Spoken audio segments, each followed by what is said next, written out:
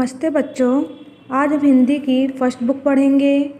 First book में part 12, इसका नाम है वीर सावरकर। इनका पूरा नाम विनायक दामोदर सावरकर है। ये भारतीय स्वतंत्रता आंदोलन के अग्रिम पंक्ति के सेनानी और प्रखर राष्ट्रवादी नेता थे। इनका जन्म 18 मई 1883 भागुर में हुआ था। उनकी मृत्यु 26 फरवरी 1966 मुंबई में हुआ। ठीक है, आपको इसके बारे में पता लग गया होगा। तो आइए शुरू करते हैं ये पाठ पूरा। अंडमान की काल कोठरियों में पढ़ने लिखने के लिए पुस्तकें और कलम नहीं मिलते थे। जो जेलें थी उनमें लिखने पढ़ने के लिए पुस्तकें कलम नहीं मिलते थे। सावरकर जी कहते थे, सब राजनीतिक कैदी को, जो राजनीति के ऊपर थे जो सब लोग, उन कैदियों को कुछ न कुछ पढ़ना चाहिए, कुछ मनन करे, कुछ याद करे उसको, जिससे उनकी बौद्धिक उन्नति हो, बौद्धिक जो बुद्धि जो उनकी है तेज हो, मनोधैर्य बना रहे, उनका जो मन के अंदर जो धीरज है वो बना रहे। स्वयं सावरकर जी की महाकाव्य का अर्थ होता है बहुत बड़ा और विस्तृत ग्रंथ में जैसे महाभारत, रामायण, ये सब चीज़ें हो गई। लिखने की बहुत बड़ी इच्छा थी। अनेक लेखकों के बारे में सुनते हैं। अच्छा, कागज़ महंगा, कलम, टेबल लैंप, पंखा, एसी, अर्थात जो अनेक लेखक थे उनके लिए अच्छा कागज़ आता था, महंगा कलम, टेबल लैंप, पंखा, एसी, रूम, बहुत चीज़ें मिलती थी उनको। लेकिन फिर भी सभी सुख सुविधाएं भी फिर भी मिलने लिखने का मन नहीं करता रहा। मतलब ऐसी सुविधा मिलने के बाद भी ऐसे लोगों का लिखने का मन नहीं करता था। इधर उधर घूमना ही उनका परिश्रम और समझ लेना कि शरीर थककर चूर चूर हो गया। परिश्रम का अर्थ है मेहनत, और जो मेहनत करते हैं उनका शरीर बिल्कुल थक कर चूर हो जाता था। वीर सावरकर को किसी प्रकार की सुविधा नहीं मिली। जो वीर सावरकर थे, जो कैदी बन के थे उसमें जेल में, उनको किसी प्रकार की सुविधा नहीं मिली। क्या करने के लिए? ग्रंथ लिखने के लिए। सब और असुविधा, फिर भी महाकाव्य लिखने का मन उन्हें दृढ़ इच्छा शक्ति के व्यक्तित्व का धनी बनाता है। सब चीज़ों की असुविधा थी, मतलब कोई चीज़ नहीं मिलता था, लेकिन फिर भी उनका महाकाव्य लिखने का बहुत दृढ़ का अर्थ होता है कठोर इच्छा थी। व्यक्तित्व का अर्थ होता है व्यक्ति की विशेषता या उसके अंदर का जो गुण होता है, उन्हें क्या करता है? धनी बनाता है। सावरकर जी ने दीवार को कागज़ बनाया। जो सावरकर जी थे, कैदी जो बनकर थे कोठरी में, उन्होंने दीवार को क्या बनाया था? कागज़। कील और कांटों को अर्थात ईंट के टुकड़ों को उन्होंने कलम बनाया, पेन बनाया। सायकाल का अर्थ है शाम को। कोठरी में बंद होते ही, कोठरी में मतलब जेल में बंद होते ही लिखना प्रारंभ कर देते थे। इस प्रकार उस कारागार, उस जेल का वह 7वां विभाग धीरे धीरे एक ग्रंथालय बन गया।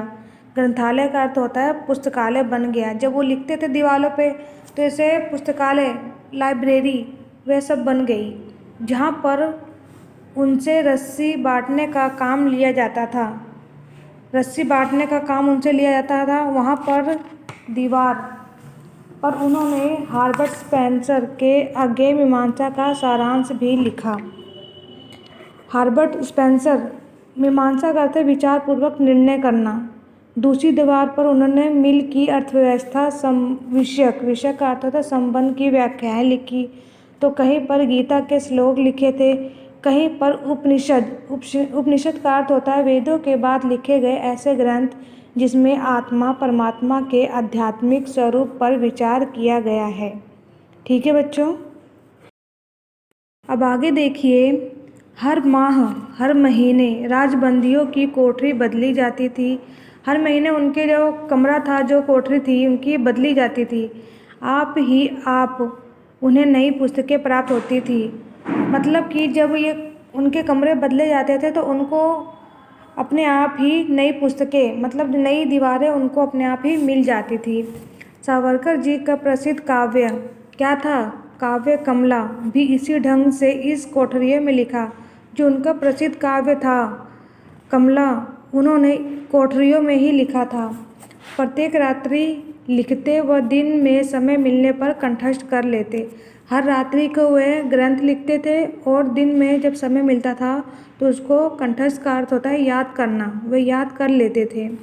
इस प्रकार उन्होंने स्वयं सैकड़ों हजारों पंक्तियाँ कंठस्थ की व दूसरों से करवाई थी।